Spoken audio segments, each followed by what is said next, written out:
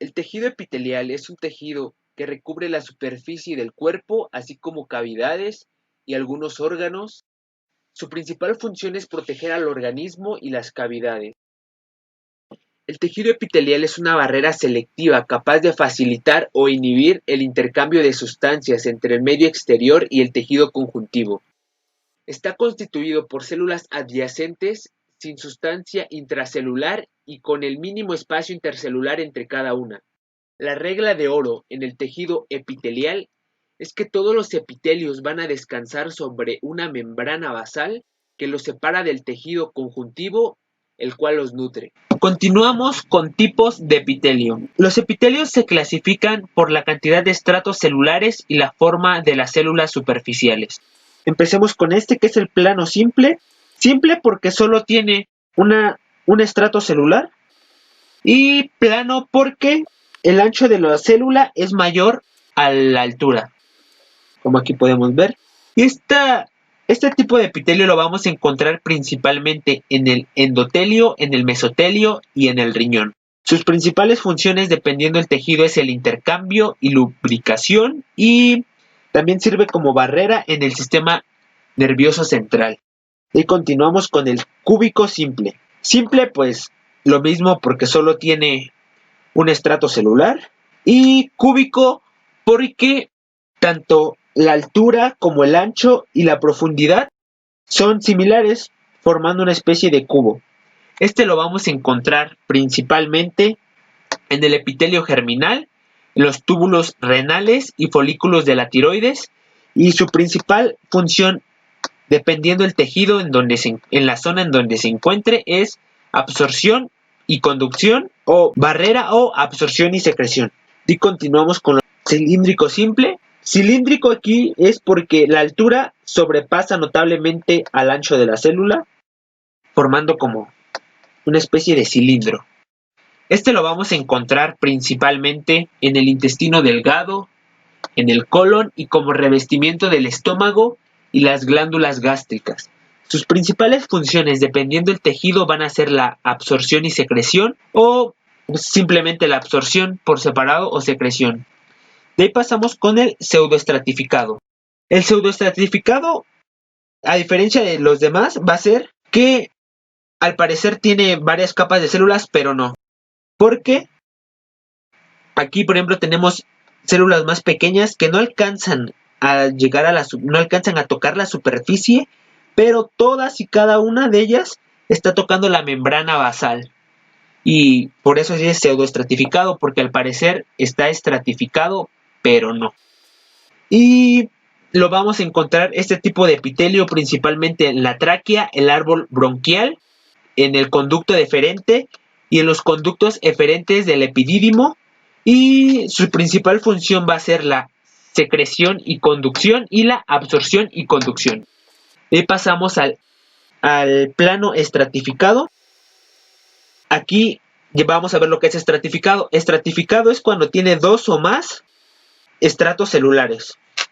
Por ejemplo, aquí tenemos 5 estratos, aquí tenemos 2, y el simple solo tiene un estrato. Recordemos que el pseudoestratificado tiene un estrato, pero parece que tiene más, por eso es pseudoestratificado. Y el plano estratificado lo vamos a encontrar principalmente en la epidermis, en la cavidad bucal y del esófago y en la vagina. Y su principal función va a ser la de barrera y protección. De ahí vamos a pasar al cúbico estratificado. Ya les expliqué estratificado y cubo porque su ancho, su largo y su profundidad es similar y forma una especie de cubo. Es la misma que esta, pero tiene más estratos. Por eso es estratificado. Este lo vamos a encontrar principalmente en los conductos de las glándulas sudoríparas, así como de las glándulas exocrinas y en la unión anorrectal. Ahora pasamos con el cilíndrico estratificado. Y por ejemplo, habíamos acordado que se clasifica por la forma de las células en la superficie. Porque aquí porque por ejemplo, las de la superficie son cilíndricas, pero estas no. Se clasifica por la de la superficie. Y este igual lo vamos a encontrar en los conductos de las glándulas exocrinas y en la unión anorrectal. Y pasamos con el último, que es el de transición. Este lo vamos a encontrar en los cálices renales, en la vejiga y en la uretra. Y su principal función es de barrera y de extensibilidad. Se me olvidó decir del de cilíndrico estratificado y el de cúbico estratificado, su principal función es de barrera y conducción.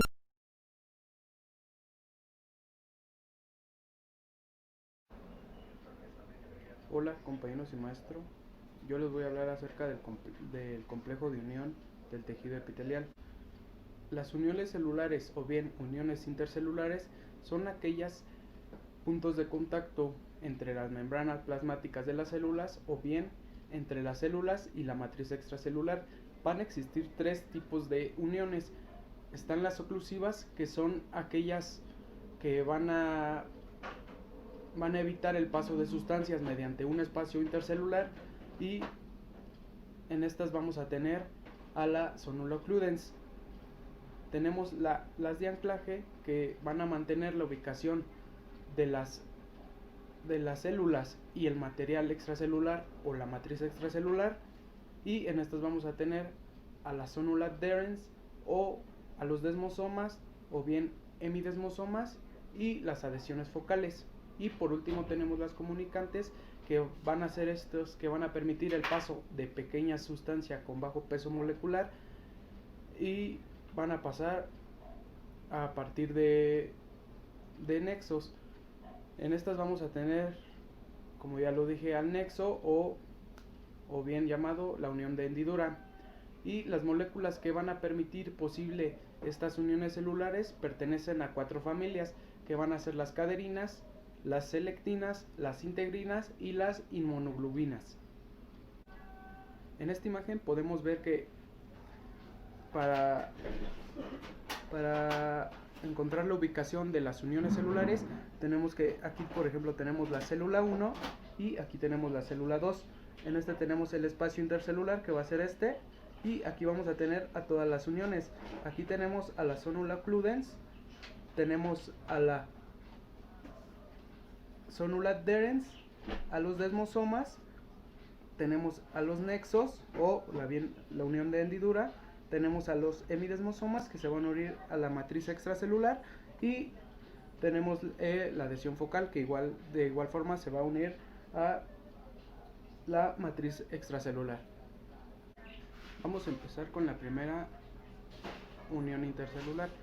La primera unión intercelular es la sonula occludens. Esta sonula occludens va a formar poros para el paso de iones, es decir, que las células que va a pasar de célula a célula va a sellar el espacio entre células contiguas para inhibir el paso de moléculas, y va a formar poros para el paso de iones. Principalmente lo va a hacer mediante la ocludina. Aquí podemos ver el espacio la unión intercelular, o mediante la claudina, que aquí también podemos ver la unión intercelular. Bien, ahora la sonula adherens va a ser la que va a formar un cinturón de adhesión alrededor de la célula de la caderina, y va a atravesar la membrana plasmática y se une a otra célula vecina, que igual va a ser caderina, y en el citoplasma la caderina se vincula a los filamentos del citoesqueleto. Podemos ver que aquí está la caderina y se va a unir por aquí. También cabe resaltar que también se va a unir mediante calcio. En los desmosomas, las proteínas transmembranas que participan en la unión celular van a ser las caderinas, que se van a unir en el espacio intercelular, formando, por así decirlo, asas. Y como podemos ver, aquí están las caderinas en este lado, y vamos a ver cómo se van a unir a la otra célula mediante formando esas, podríamos decirlo así, asas. Bien, ahora tenemos al nexo o bien a la unión de hendidura. Tenemos que cada nexo va a estar formado por 6 unidades proteicas llamadas conexinas y va a realizar la conexión entre células para transformar, como ya lo hemos dicho, células de bajo peso molecular. Y tenemos aquí las conexinas, que son 6, 1, 2, 3, 4, 5 y 6 conexinas, y van a formar un conexón, y por el conexón se van a transportar moléculas de bajo peso molecular. Bien, en los semidesmosomas, los filamentos de queratina van a terminar en la placa densa, y las proteínas transmembrana va a ser una integrina y va a vincular la célula con proteínas de la matriz extracelular. Aquí tenemos a las integrinas, y veamos aquí que tenemos la matriz extracelular, y vamos a tener aquí la célula, y esta va a ser la placa, y vamos a ver cómo se va a unir y por último tenemos a las adhesiones focales, que va a ser la unión de una célula con la matriz extracelular, al igual que la anterior, y se van a vincular los microfilamentos de actina del citoesqueleto con proteínas de la matriz. Las integrinas son las proteínas que van a realizar también la unión. Igual tenemos aquí al citoplasma, tenemos los microfilamentos de actina que se van a unir mediante integrinas a la matriz extracelular. Ya todo de mi parte con uniones celulares.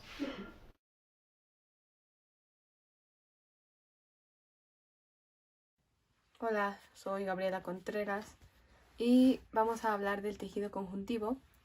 El tejido conjuntivo da sostén y también está compuesto por fibroblastos, que es la célula principal del tejido conjuntivo. Está conformado también por fibras como colágena, reticulares y elásticas. Vamos a pasar al primer tejido, la primera clasificación, que es el tejido embrionario. El tejido embrionario está dividido en mesenquimatoso y en mucoso. El mesenquimatoso proviene del mesodermo del embrión. También va a formar las estructuras del adulto, exactamente el tejido conjuntivo del adulto. El tejido mucoso es el que se encuentra en el cordón umbilical y contiene la gelatina de Wharton, que es una sustancia fundamental, pero exclusivamente del embrión.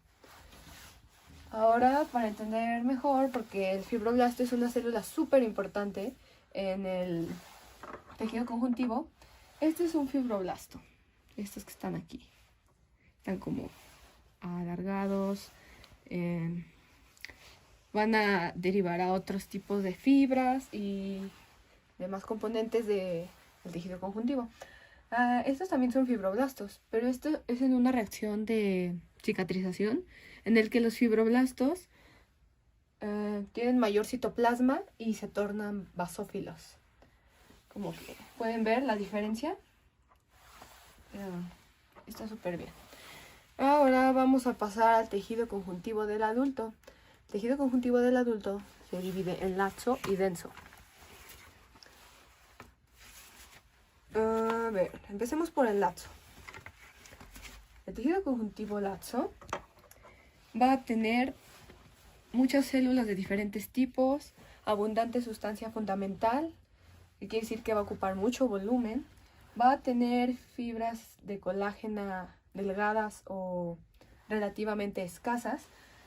También se puede observar que está de una forma desordenada las fibras. Entonces, eso es como parte del tejido conjuntivo laxo. Vamos a pasar al tejido conjuntivo denso, que es el regular y el irregular.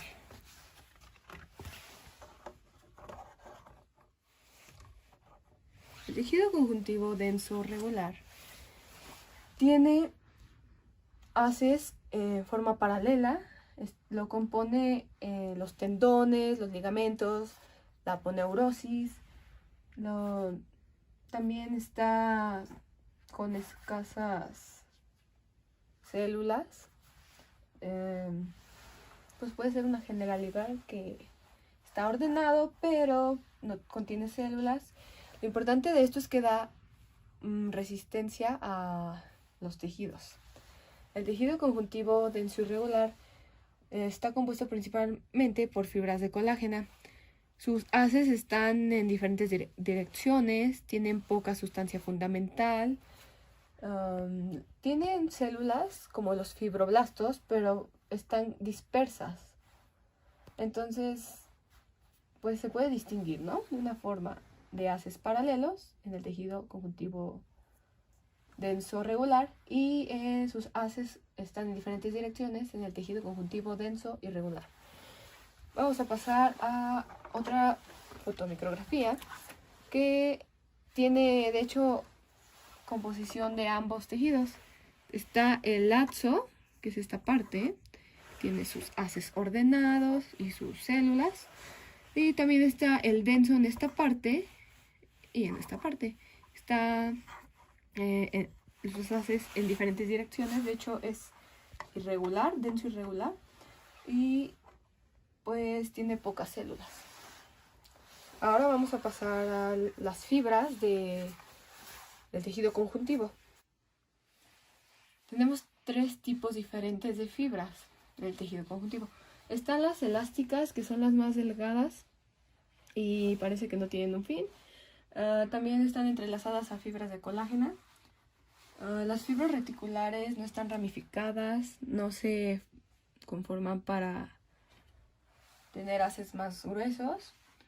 Y también está constituido por colágeno tipo 3. Y las células de cartílago, las fibras cartilaginosas, son las más gruesas, las más abundantes, las más flexibles. Su tamaño es indeterminado porque varía, pero su rango de tamaño llega a ser de 15 hasta 300 nanómetros. Hablando de colágeno, una explicación rápida: está compuesta por glicina, prolina e hidroxiprolina. Eso es como la parte interna de la molécula. Después, estos son los haces que tiene la molécula de colágeno, que son 3 haces de cadenas polipeptídicas que están entrelazadas. Estas cadenas polipeptídicas enlazadas se van a juntar muchas, es como si tuviéramos muchas de estas. Entonces, estas van a juntarse y conformar finalmente la fibrilla de colágeno. Yo en mi analogía pienso que este es un cable y lo que está dentro son como el cobre del cable. Es una excelente analogía. Ahora vamos a pasar a la tercera clasificación de tejido conjuntivo especializado, que se subdivide en tejido conjuntivo cartilaginoso, óseo, adiposo, linfático, y sanguíneo y hematopoyético. Ahora vamos a ver las células que se encuentran en el tejido conjuntivo. Están las fijas, como las células troncales adultas, los fibroblastos y su pariente cercano, el miofibroblasto, los adipocitos, células cebadas, macrófagos, por decir algunas. Ahora las células que están móviles, que son las células sanguíneas, como los linfocitos, eosinófilos, basófilos, monocitos, por mencionar algunas.